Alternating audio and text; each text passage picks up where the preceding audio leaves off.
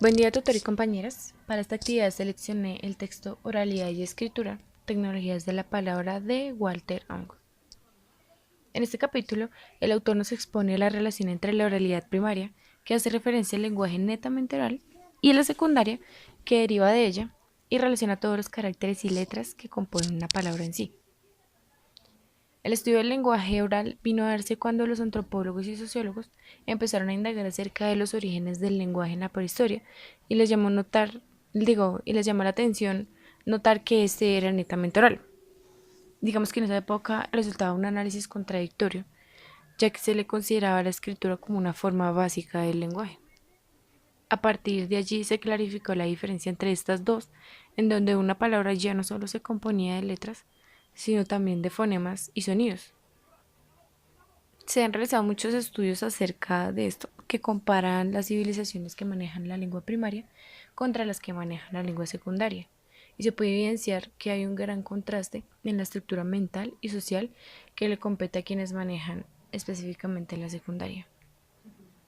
En el proceso de la comunicación nos valemos de todos los sentidos del tacto, del oído, del gusto y demás, pero pues es evidentemente un fenómeno oral, puesto que en cualquier parte del mundo poseemos un lenguaje y este existe en diversas lenguas. De hecho, hay tantas lenguas que muchas aún no cuentan con un sustento escrito.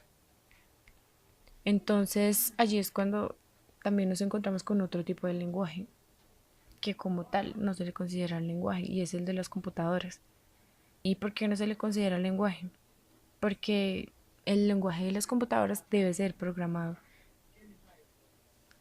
y es al contrario del de los humanos, que es un lenguaje que se da en el subconsciente y por la práctica. La escritura como tal tiene la habilidad de extender el lenguaje potencialmente, puesto que cada idioma posee miles de palabras que lo componen en sí y al poderse documentar, digamos, pasan a ser grafolectos y nos dejan a disposición un vasto diccionario en el que se encuentran todas las palabras, caracteres y sinónimos del lenguaje. Esto marca una gran diferencia con el lenguaje oral, puesto que se dispone, digamos, del mismo límite, de la misma cantidad de palabras, pero está limitado a un grupo de palabras por la persona y por pues, el grupo social en el que se desarrolle, porque pueden existir todas las palabras, pero si la persona no las conoce, no las puede aplicar. Independiente de eso, y a pesar de todas las posibilidades, el texto escrito no deja de existir sin el antecedente oral, puesto que el proceso de leer significa convertir el texto en un sonido e inclusive subconscientemente al leer uno piensa el sonido de la palabra. En el caso contrario de la lengua oral que pues existe independientemente de la parte escrita. El autor también nos menciona que las culturas primarias practican un poco más la sabiduría, y esto lo dice en el sentido de que aprenden por la práctica de repetir una acción y se valen más de la experiencia y no del estudio aplicado. Entonces, por ende, digamos que tienen que estar un poco más atentos a su entorno, atentos a sus experiencias para poder aprender. No como uno que, digamos, tiene la posibilidad de buscar, leer, etc. Entre los antiguos griegos, la retórica de los grandes filósofos fue algo que impulsó mucho la escritura como un complemento que intensificó la oralidad, puesto que permitía difundir los discursos de los filósofos y esto para, para ser estudiado, puesto que, digamos, al asistir a la conferencia después de eso no había la posibilidad como tal de hacer un estudio aplicado de lo que ellos decían. Entonces, digamos que ahí la escritura se ligó muchísimo a la oralidad como una posibilidad para intensificarla, para incrementarla.